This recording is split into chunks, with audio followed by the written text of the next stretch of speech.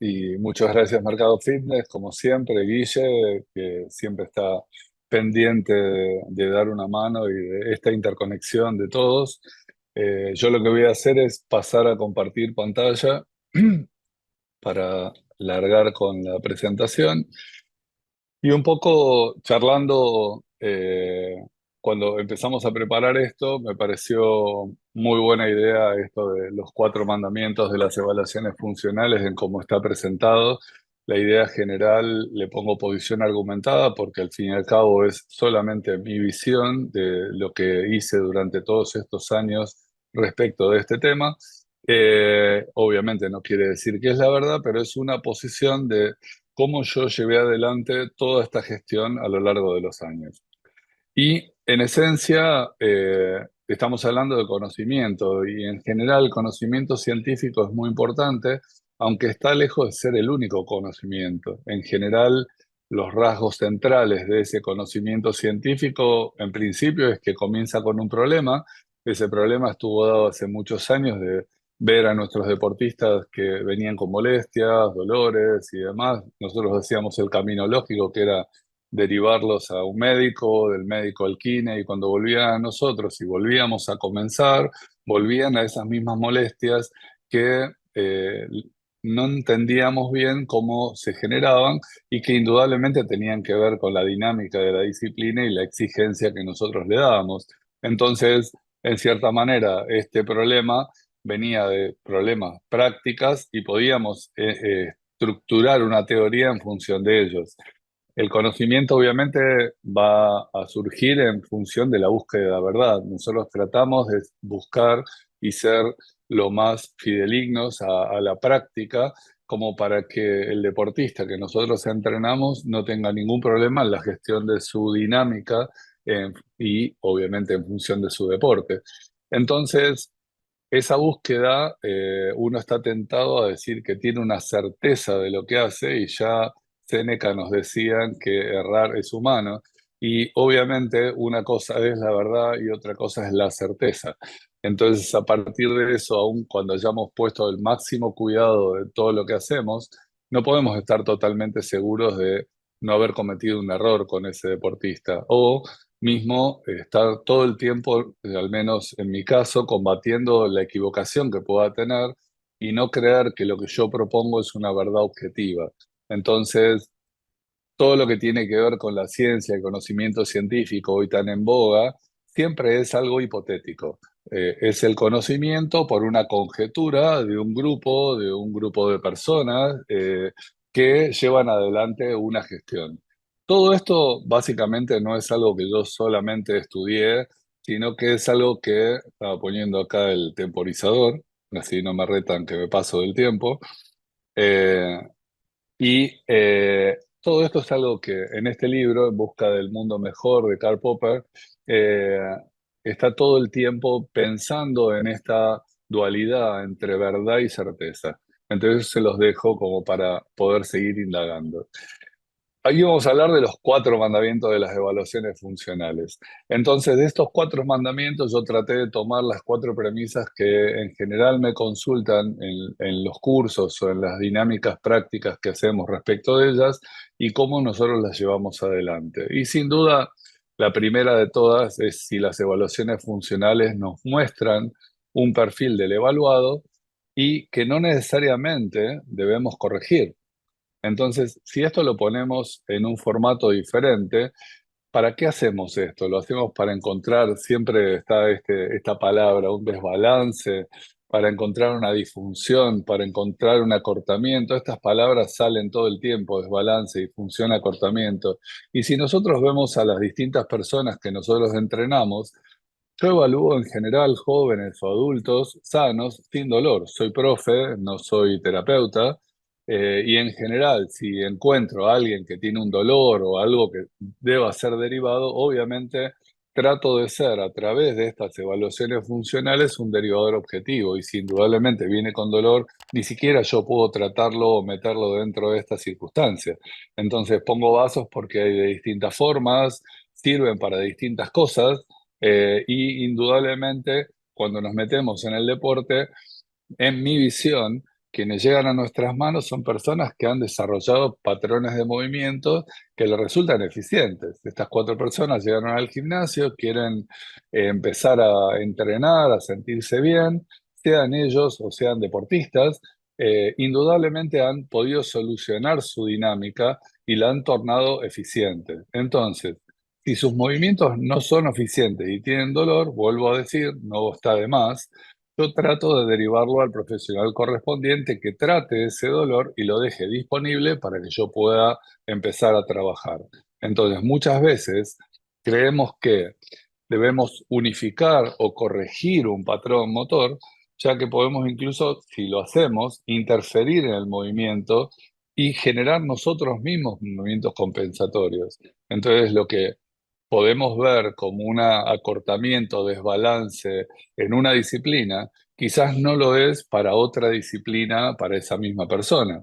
Entonces, cuando pretendemos quitar ese patrón o creemos compensarlo, es factible que desestabilicemos un sistema y nosotros creemos la ineficiencia para el movimiento. Entonces, si me meto de lleno a esta primera complejidad, las características determinantes que yo tengo que tener en cuenta son, primero, que sea específico para el atleta que yo voy a tratar, o si es una persona que viene al gimnasio, para esa persona. Después, que tengo una exigencia específica que me lleva a abordar otro tipo de evaluaciones y gestiones. A partir de allí, que la calidad de movimiento sea la óptima para esa dinámica y para esa gestión, y eso me va a llevar a la longevidad de movimientos. Entonces, este círculo virtuoso es mi sistema de movimientos que va a estar acorde a esa persona.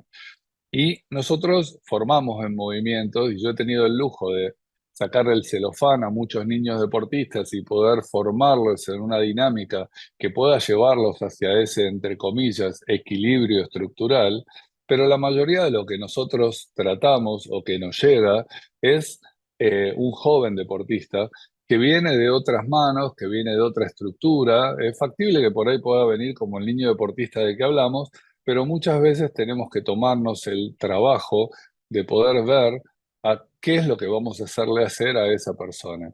Y en esto va, en esencia, el tema que vamos a tratar que tiene que ver con estas evaluaciones funcionales. Y indudablemente, muchas veces yo lo he aprendido y he aprendido a gestionarlo a través de muchas consecuencias, de mucha sobrecarga o de fallar en el sistema. Entonces, en cierta manera, lo que pretendo con las evaluaciones funcionales es aprender a decidir qué sacar y dónde poner cada pieza de cada persona que yo tenga enfrente para la gestión. Entonces, Busquet nos habla de tres leyes del organismo, una que es el equilibrio, y si nosotros no logramos tener ese equilibrio, pero logramos una dinámica como es la Torre de Pisa, en donde logre una eficiencia determinada, al menos que esa persona no gaste tanta energía para mantener ese equilibrio y no afectar así a la segunda ley, que sería la economía. O sea, si yo gasto mucha energía para estar permanentemente reequilibrándome, ese gasto energético que no me lleva a esa homeostasis que yo pretendo con la actividad, va a ser de que al fin y al cabo afecte a la tercera ley, que es la del confort, me va a doler. Y desandar ese camino va a tener que ser a través de lo que yo pueda gestionar más otro profesional que trate el dolor. Entonces, nosotros estamos muy cortados por este hombre de Vitruvio, o sea, la culpa no es de Leonardo, pero estamos, la medicina del deporte, la kinesiología del deporte y mismo la actividad física, pensamos que la simetría estructural parte por entrar en un círculo, en un cuadrado, o de mantener los rangos articulares o estructurales en su máxima expresión. Pero ¿qué es lo que pasa? Ese equilibrio o esa imagen hacia la que tenemos que avanzar me genera muchas dudas. Más que nada por lo siguiente. Yo tengo que entender cómo tratar la tensión que genera el entorno, la estructura, el deporte, lo que yo le brindo a esa persona. Entonces, la carga que yo impongo o la carga que esa misma persona se autoimpone puede exceder a la adaptabilidad que esa persona tenga. Entonces, a partir de eso, tengo que entender si puedo, tengo que hacer algo para bajar esa tensión o para subir esa tensión. Entonces, a partir de esto, yo tengo acá el qué es tener una buena postura. Si lo hacemos de libro y vemos que la definición convencional es que la correcta alineación de las partes del cuerpo es lo que yo logro como una buena postura, seguramente los llevaría a pensar a ustedes, y un poco como dijeron que las preguntas van al final, esta pregunta que la suelo tirar la voy a contestar yo. Uno creería, en el imaginario colectivo, que la buena postura sería la de la derecha de la pantalla, que es lo que llamaríamos la postura militar. Pero acá, yo, por ejemplo, que fui remero durante muchísimos años, hablando a quienes no son de Argentina, y mi deporte fue el remo, yo me identifico con esa persona. En general, el mismo deporte nos va tallando como si fuera un artista, un escultor, y nos va gestionando de una determinada manera, y ante la repetición y estructura de ese movimiento, los tejidos se adaptan a esa posición. Lo mismo que acá en la izquierda veo un jugador de rugby, aunque un jugador de rugby se ve más así, pero bueno, fuera del chiste, dentro de la estructura, cada uno de nosotros podemos identificarnos con una determinada postura o dinámica que el mismo deporte termina tallando en nosotros, y que a la hora de considerar, yo no puedo regirme por la ley de Vitruvio y tratar de que todos los individuos terminen en esa misma estructura del cuadrado y círculo, porque es factible que después de muchos años de ese deporte tallarnos, termine modificando algún factor que llamémosle habilidad, acorde a esa disciplina, y que en los generales de la ley de la persona que realmente practica ese deporte, si yo lo modifico, estoy modificando un factor clave en el engrama motor que esa persona tiene. Entonces, este es nuestro antecesor más cercano, el procónsul, que caminaba agazapado desde hace 25 millones de años. De ahí evolucionaron los Australopithecus, los Homo sapiens, Erectus y demás. Y a partir de eso, esa evolución nos la muestra muy bien Physiosteogram, fue casi durante 20 años en cuadrupedia. Entonces, la estructura de los dermatomas y la estructura formal del ser humano actual está dada en esa postura. Entonces, de esa postura que les llevó 20 millones de años desarrollar, indudablemente ningún perro o vaca va a tener lumbalgia, pero cuando agregamos áreas de tensión, en general, esas áreas que tienen que ver con L4, L5, el principal eje de rotación de la cintura lumbar, C5 y C4, el principal eje de rotación del cuello, y así sucesivamente, todas esas áreas de tensión reciben una carga adicional que indudablemente hace más difícil la gestión. Y esta gestión solo tiene 3 o 4 millones de años, cuando en realidad estar de pie el ser humano está hace 200.000 años. Entonces estamos compitiendo 25 millones de años de evolución contra 200.000. Entonces, a partir de acá, su falso nos habla y nos dice que, en general, cuando pensamos al cuerpo como un sistema de tensegridad integral, entendemos que nunca hacemos movimientos de manera aislada. Entonces, cuando nos hablan a nosotros de corregir o balancear una estructura independiente, un hombro, un codo, una rodilla, una cadera, nunca podemos pensar que realizamos una acción independiente. Mismo cuando hacemos osteopatía, kinesiología, nosotros no corregimos esa acción sobre la camilla, la tenemos que corregir en una dinámica motora. Esa persona se baja de la camilla, sale caminando y a las 2 cuadras está igual que como entró. Es más una toma de conciencia de la dinámica, y una vez que cambiamos un engrama motor, se hace muy difícil volver a aislarlo. Entonces, nuestros sistemas corporales, hasta el nivel molecular, se basan en esa tensión. Entonces, a partir de acá, como dijimos, la carga puede exceder a la adaptabilidad, y esa adaptabilidad tiene que ver con la tensión. Y esa tensión va a condicionar un tejido y a la plasticidad de ese tejido. Este, de la familia del tejido, es como el más elástico, el más plástico, que es el tejido muscular. tiene mucha elongación, elasticidad, plasticidad. Siempre una vez que lo deformamos, sea en presión o tracción, va a volver al tono basal inicial, al generado por el entorno, después vamos a hablar de esto, y este se va a pelear un poco con sus primos hermanos, el tejido conectivo, este que es bastante rigidito, que solo se deforma un 7%, y al fin y al cabo el primo y el hermano de este tejido conectivo va a pagar los platos rotos, porque si no llegamos a un buen acondicionamiento, los ligamentos, las membranas y la cápsula articular va a terminar pagando los platos rotos de querer modificar esa estructura que en cierta manera nosotros tenemos que respetar. Entonces, si hablamos de que el individuo se crea en una interacción entre individuo, ambiente y actividad, y eso hace a su control motor, ese control motor, que acá está súper prolijo, básicamente me va a dar una perspectiva de cómo está ese individuo, pero en general ese individuo nosotros lo recibimos de esta manera. Esa es la realidad del individuo.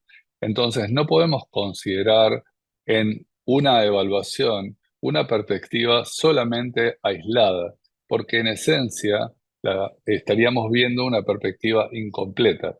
El control motor de la persona va a surgir de la interacción de esas tres, y la practicidad del docente que esté a cargo va a estar dada en saber separar cada una de esas influencias y ver cómo esas influencias tuvieron algún tipo de mella en el tallado de ese individuo. Entonces, la capacidad, y no sin querer uso la palabra capacidad, o sea, la mayor capacidad de movimiento que yo pueda dar al individuo, va a estar es un tercio de lo que yo necesito. A partir de eso, y en el deporte, se va a hacer necesaria una capacidad fisiológica suficiente y la motivación suficiente como para que entre ellas se conforme y se forme la postura de ese individuo. Entonces, a partir de acá, yo voy a poder hablar de esa interacción recién, de la fuerza, de la velocidad y de lo que sea, siempre y cuando tenga en cuenta estas tres capacidades y esos tres medios como para entender quién es el individuo que está enfrente. Entonces, más que un entrenador de fuerza, yo me considero un entrenador de tejido. Entonces, yo debo acondicionar el tejido conectivo de mis atletas y la movilidad y estabilidad específica para la actividad objetivo que tenga enfrente. Entonces eso nos lleva a este segundo mandamiento.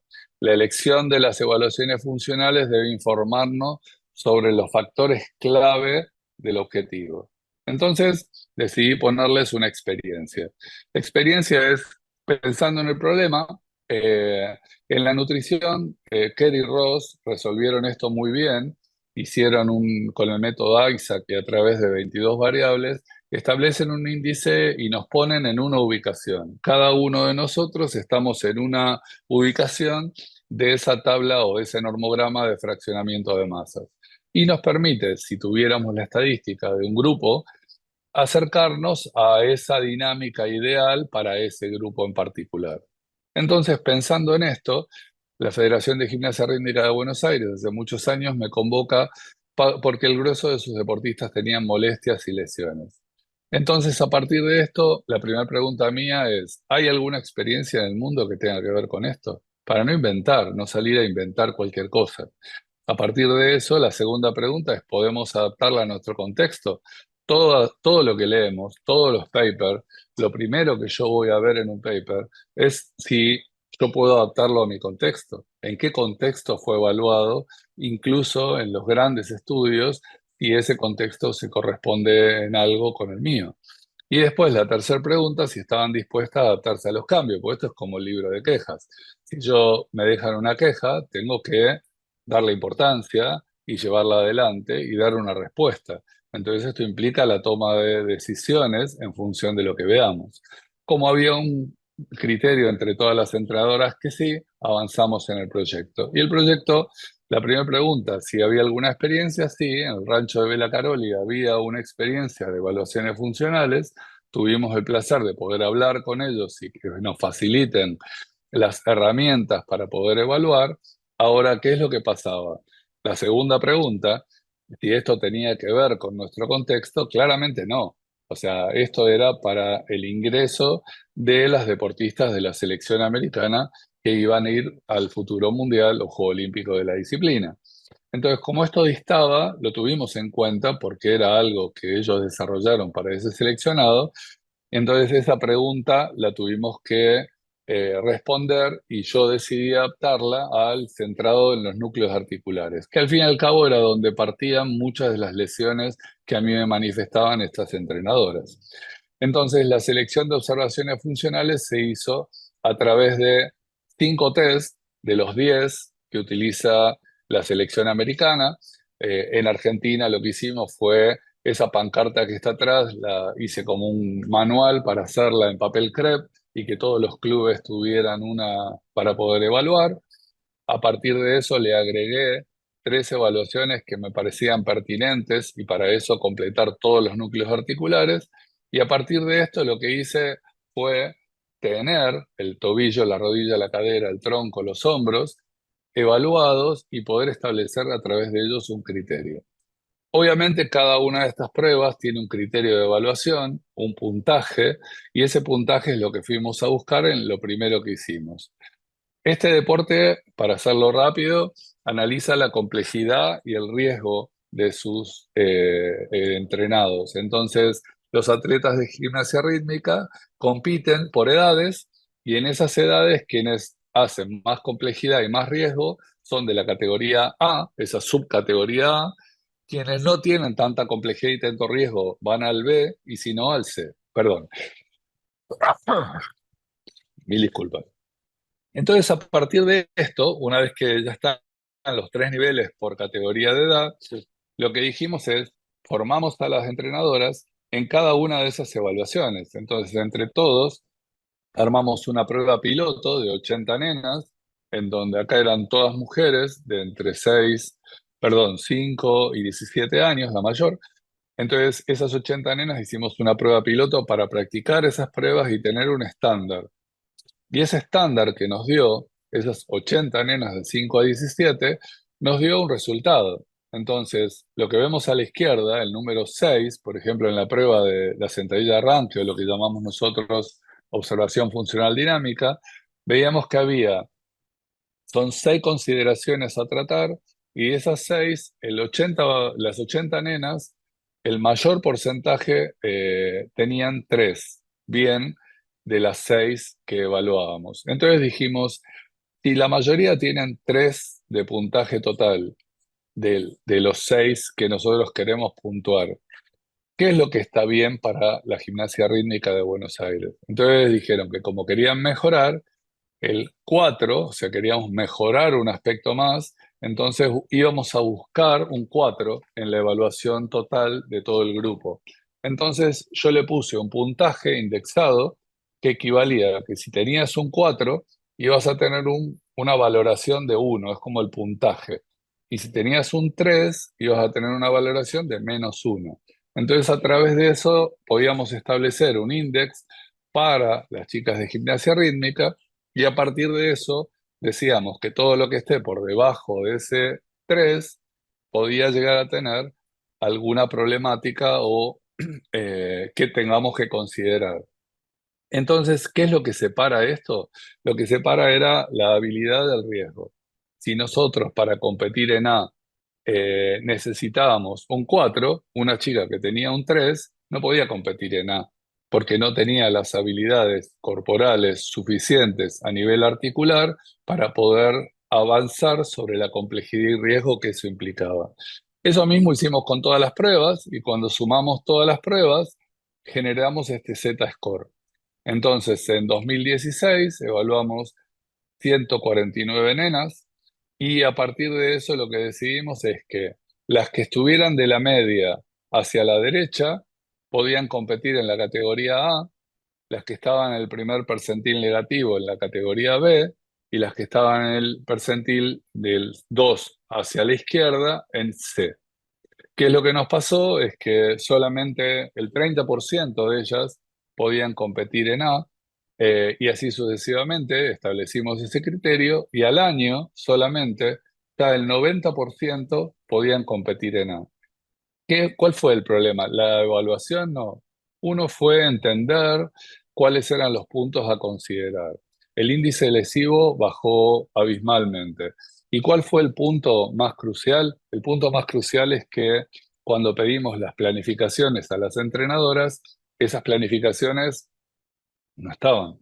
Entonces empezamos a ver en ese año de transcurso planificaciones, pudimos intervenir en esas planificaciones, si bien eran específicas del deporte, a través de distintas áreas de prevención de cada uno de los núcleos articulares, pudimos incorporar entrenamiento específico para esas dinámicas y acordes a la edad, y a partir de eso pudimos tomar una decisión y el índice lesivo bajó abismalmente. Entonces, muchas veces se habla de que las evaluaciones no previenen, pero es como un juego de palabras.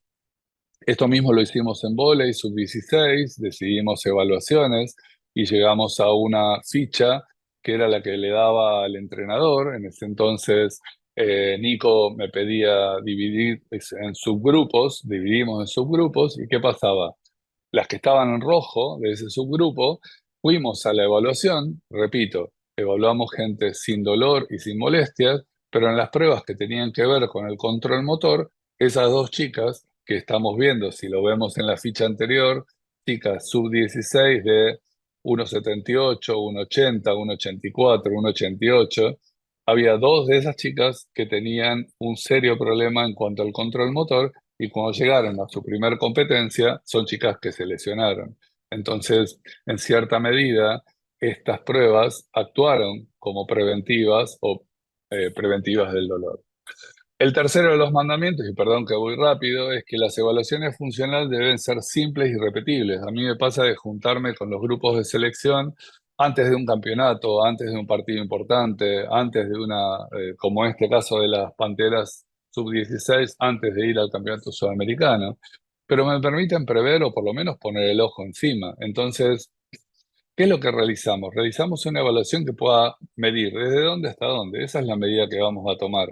Tiene que ser simple y en esencia tiene que ser repetible y transferible. O sea, la puedo tomar yo, la puede tomar el kinesiólogo, la puede tomar el mismo técnico y nos tiene que permitir tener un seguimiento.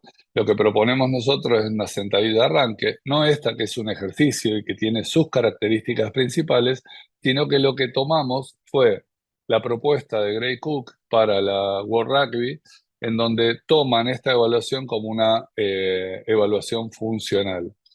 ¿Qué es lo que pasaba? Esta evaluación fue muy criticada porque no tenía el feedback suficiente. Entonces, lo que hice fue intervenir esta situación y generar ese feedback a través de un criterio de evaluación.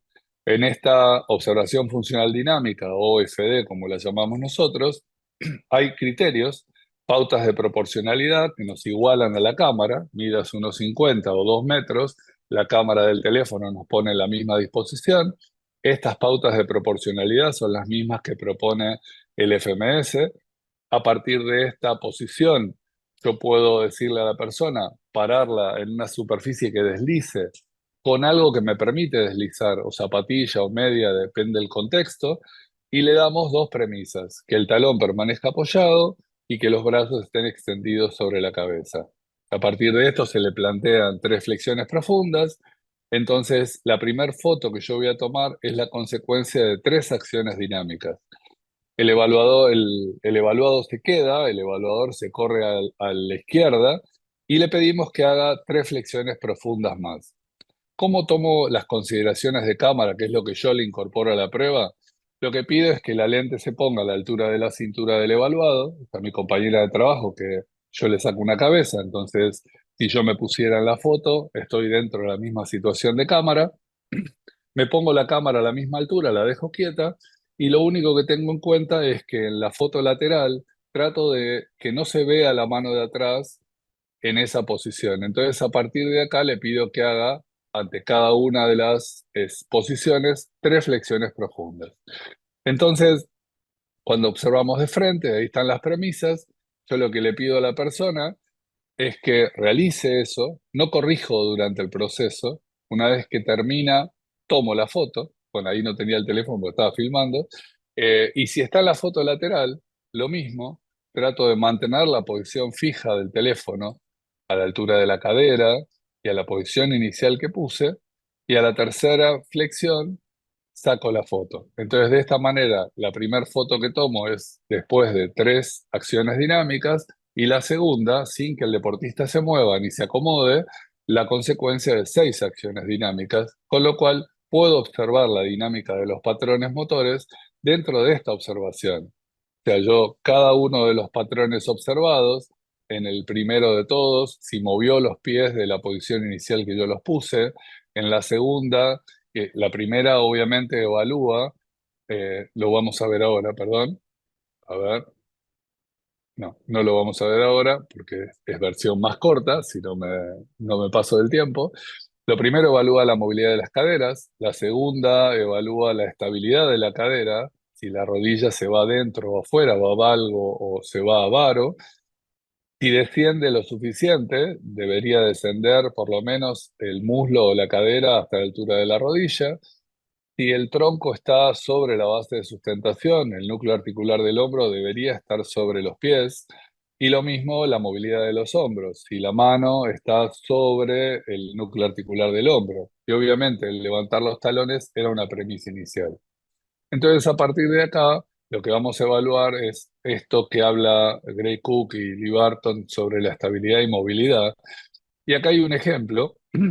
Esta es Valentina Patricio, que hace esquí náutico. En esta disciplina se hace esta disciplina que es piruetas sobre uno de los pies, después piruetas con las manos, se hace slalom y se hace salto. Valen lo que tuvo es que con ese esquí de salto, que saltaba 30 y pico de metros, entró de punta y se luxó la cadera. Esta chica llega a la consulta con nosotros después del alta médica, después del alta kinésica, pero sin la propiocepción para poder realizar la actividad que ella realizaba. A través de acciones muy simples, de pensar la dinámica del deporte y habiendo evaluado a este deporte en muchas oportunidades, teníamos dónde volver a esa dinámica. Y en 8 semanas ella pudo tener esa propiocepción.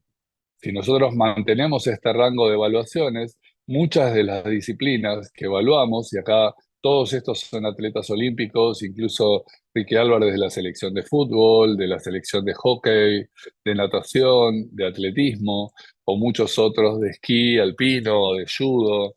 Es un trabajo que hicimos de más de 1.200 evaluaciones a este grupo de referencia, incluso los 500 que evaluamos de Juegos Olímpicos de la Juventud. Podemos tener un patrón de idea sobre esta evaluación ante esta disciplina y poder establecer ante todos esos patrones motores que cada uno tiene un criterio de cómo abordarlo y si hiciera falta abordarlo en función de lo que ya mencionamos.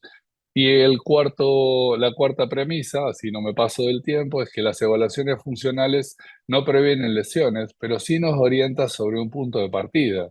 Como vinimos viendo y como vieron recién en todos esos deportistas, cuanto más N en el deporte tenemos, por ejemplo, en rítmica tenemos 3 años de evaluar 159 nenas, en leonas tengo de evaluar a las 40 leonas de juveniles, que son las que ahora están en mayores, 3 años de seguimiento, en panteras también, y así sucesivamente.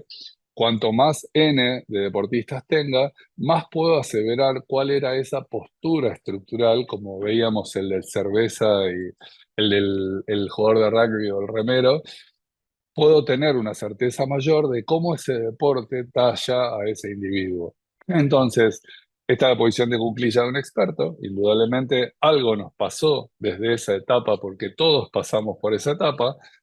Obviamente acá nos engaña un poco porque es cabezón, entonces se mantiene la posición, pero desde esa posición lo que nosotros hacemos es evaluar las dinámicas del neurodesarrollo.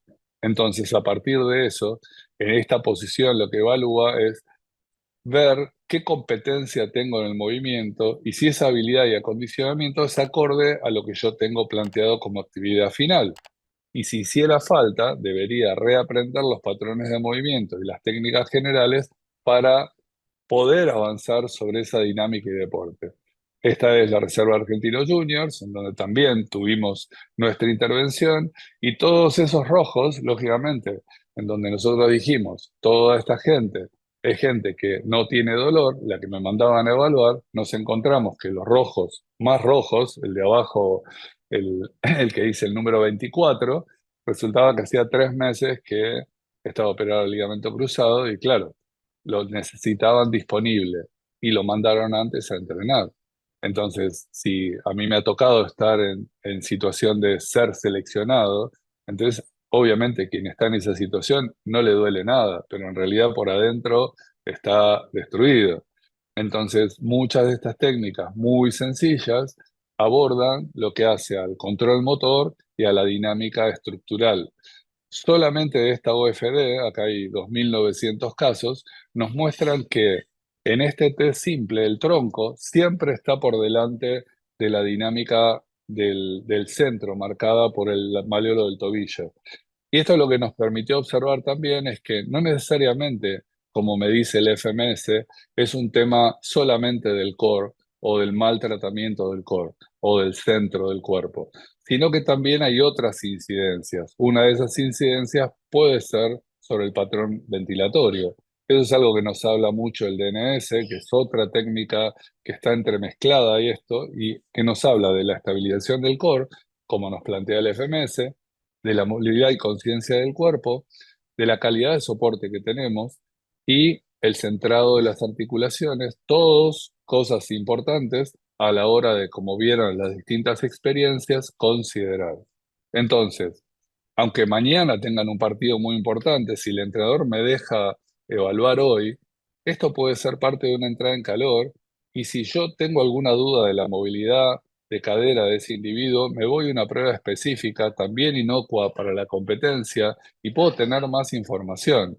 Y así sucesivamente con el control motor, las movilidades o mismo el patrón respiratorio. Entonces, a partir de acá, buscar soluciones simples que podamos hacer prácticamente sin elementos. El único elemento que necesitamos es el teléfono, que siempre lo tienen en la mano, y la cabeza, que en general siempre la tenemos arriba de arriba del cuerpo. Entonces, el proceso lógico que nos pasa es que después de cualquier observación funcional o cualquier evaluación, eso implicaría una acción correctiva. Ahora, cada vez que yo le pregunto a mis alumnos, las veces que yo le he mandado una solución, si hicieron lo que le mandé, la cara de mis alumnos es esa. Entonces, me vi obligado, y ya estoy como cerrando, a entender y ver una solución. Y la solución que encontré tiene que ver con entender el concepto que me permití armar, que se llama familias de la fuerza. Si yo realizo una correcta evaluación de ese individuo, puedo a través de la rutina, que es algo que nunca dejan de hacer, de trabajo de fuerza, poder reestructurar estos patrones. Incluso puedo hasta mejorar los patrones de estabilidad. Entonces, este concepto de familias de la fuerza también surge de esos patrones motores de desarrollo, los patrones maduros de la marcha, de la carrera y del salto, y que están estructurados en función de lo que hacemos desde chicos. Entonces, estas todas progresiones o regresiones tienen que ver también con esta dinámica de control del neurodesarrollo. Entonces, la valoración funcional es orientativa, y ya cierro esto, es orientativa del riesgo y de la habilidad.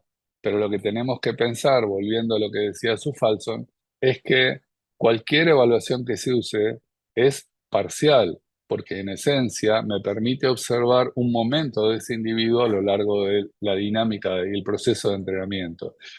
Y tampoco pensar que mejorar en la evaluación es mejorar en el deporte, porque indudablemente la obsesión por esta perfección nos lleva a quizás confundir ese engrama motor. Entonces, por ejemplo, hay posturas en lo cotidiano que no son ideales, aunque esta persona trabaja 10, 12 horas al día en esa postura.